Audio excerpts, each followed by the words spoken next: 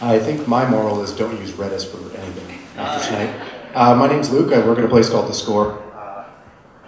Can you hear me? Okay. This is not a story about the current job. It's about my last job, and I don't see anyone here for my last job, so that's probably for the best. Yeah, gloves are off. This is about the haunted VPN tunnel. About 6 or 7 years ago, I was working on an operations team at a pretty large company that did a ton of payments, transactions, things like that. So you definitely know it's not where I currently work. We were doing what previously people have touched on called a data center move. We had a bunch of servers that we were paying a company, well, since no one's here, I don't care, a company called Verizon Managed Hosting in the States. We were paying them about $100-something thousand a year to maintain an entire rack of Solaris machines. Solaris machines were the slowest thing on the planet. They were terrible, and we were paying thousands of dollars in upgrade fees just to put more memory in these things.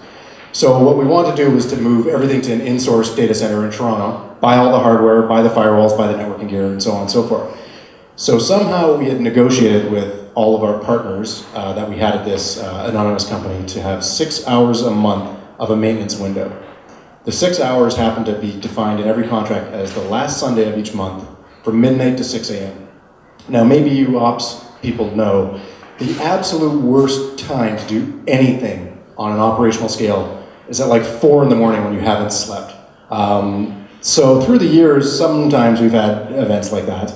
And what we had to do was fit an entire data center migration in that 6 hour window. So part of that was actually easy because we were essentially throwing out everything Verizon had for us and just buying new gear from Dell. Dirt cheap, cheap data center up in Don Mills and Eglinton. We were pretty excited about the whole thing, and the team was fairly mature and knew what we were doing. What was not mature and who did not know what they were doing was all of our partners. So we had about 150 B2B connections with banks, financial institutes, all kinds of really legacy systems probably running on COBOL. And we were having a very big challenge getting all those partners to accept our new IP address. So we came up with a solution as we were migrating month by month to use a VPN to the old data center and send any partner traffic who hadn't migrated yet through the old IP address. It's kind of like a stopgap solution to sort of force people to migrate, but also allow them a little more leeway.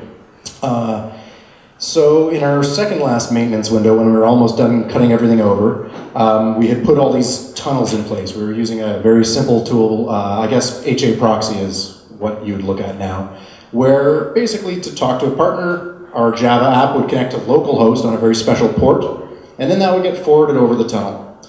So my ops team at like 4:30 a.m. were doing our final checklist and going tunnel through tunnel and checking all these little forwarding processes and making sure all of them were done and that all of the partners had correctly cut off old access, enabled the new access, etc., etc. Around 5 a.m. we declared it done. We were all completely in the new data center. We found a little bit of traffic still running through the VPN. We were looking at I guess Cisco back in the day, interface metrics, and we kept seeing periodic traffic. We, spoiler, incorrectly thought that this was our monitoring system, still kind of tickling the VPN, making sure things were up.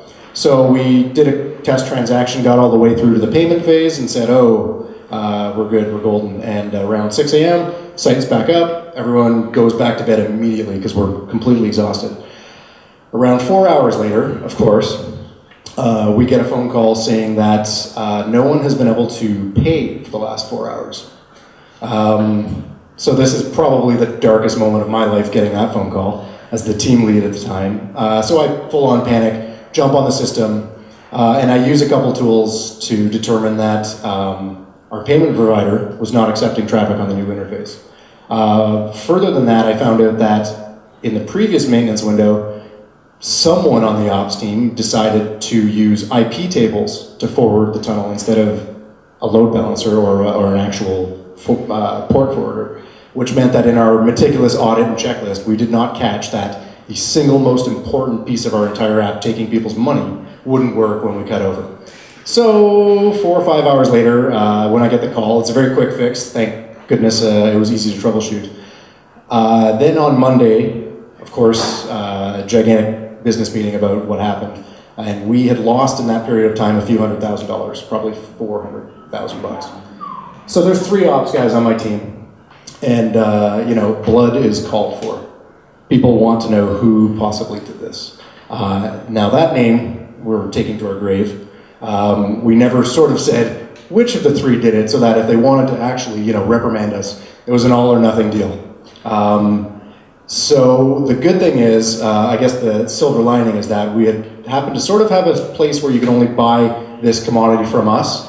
And then after doing a lot of fiscal reports, we found out that really almost all those users who got failed payments came back and fortunately resent their orders to us. And in the end, we only lost about $50,000, which came out of my paycheck because no, that did not happen.